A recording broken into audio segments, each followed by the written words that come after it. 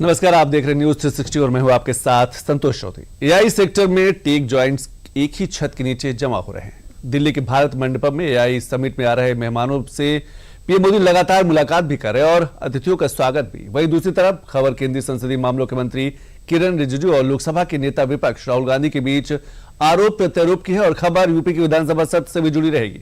सत्र के दौरान सपा विधायक रागिनी सोनकर और यूपी सरकार में ऊर्जा मंत्री ए के शर्मा के बीच दिखी तकरार की भी रहेगी।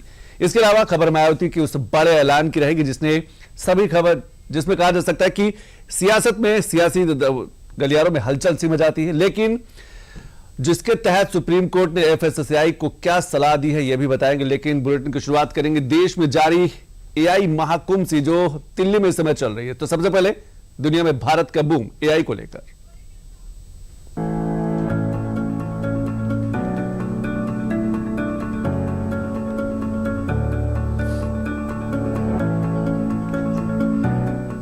एआई समिट के लिए ऐसे तमाम मेहमानों का कारवां इस वक्त भारत में सजा हुआ है।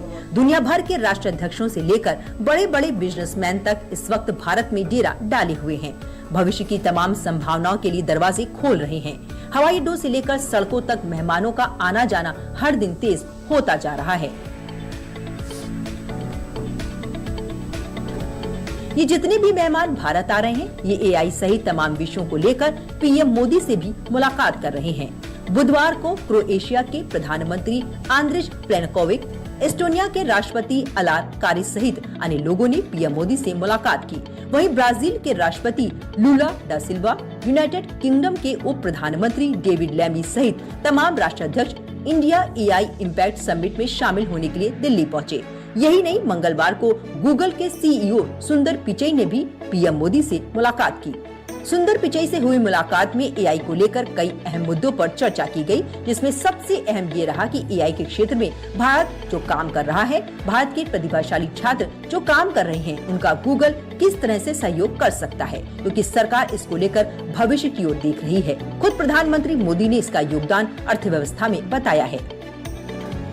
एक इंटरव्यू में पीएम मोदी ने आईटी उद्योग पर एआई के बढ़ते प्रभाव और सरकार की रणनीति पर बात की। पीएम मोदी ने कहा कि भारत का आईटी सेक्टर हमारी इकोनॉमी का मुख्य आधार रहा है। अनुमान है कि 2030 तक भारत का आईटी सेक्टर $400 बिलियन तक पहुंच सकता है। इसमें एआई आधारित आउटसोर्सिंग और ऑटोमेशन की बड़ी भूमिका होगी।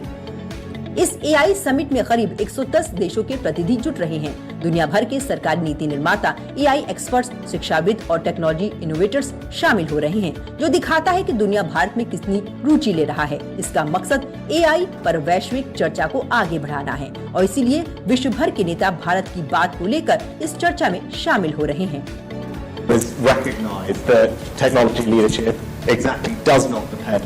on just inventing the technology, it's about how effectively you deploy it. And they here are focused on mass broad adoption and obviously supported by a few critical attributes. You have a very AI deep talent pool. Here you talked about the rails for distribution, obviously the digital public infrastructure here, are there the ID, UPI, the payments infrastructure, and then most recently the Ayushman Bharat health accounts provide these infrastructure rails to distribute.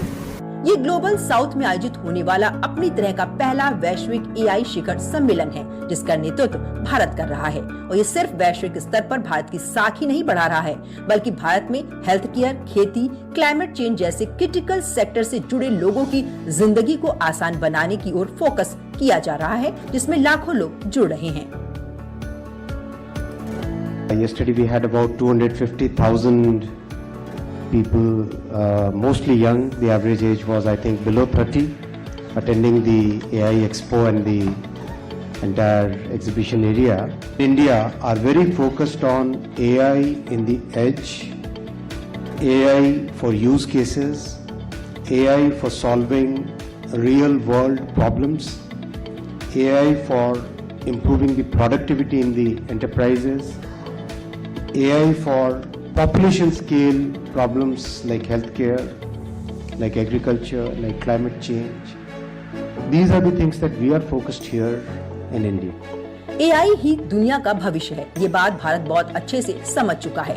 इसीलिए PM Modi ने 2047 के विकसित भारत के लक्ष्य को देखते हुए वैश्विक स्तर पर शीर्ष 3 एआई महाशक्तियों में भारत को शामिल करने का लक्ष्य रखा है और इसीलिए सरकार एआई स्टार्टअप्स को खूब बल दे रही है और ये बात खुद मेटा के चीफ एआई ऑफिसर तक स्वीकार कर रहे हैं कि भारत इस दौड़ में अमेरिका से भी आगे निकल चुका है।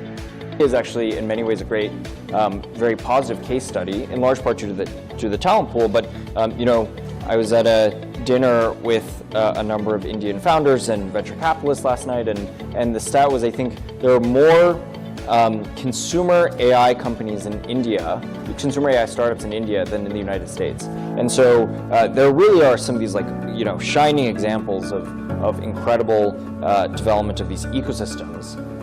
भारत एआई को विकास के टूल की तरह देख रहा है क्योंकि एआई भारत के लिए एक बड़ा मौका है जिससे देश अपने विकास से जुड़ी कई बड़ी चुनौतियों को हल कर सकता है।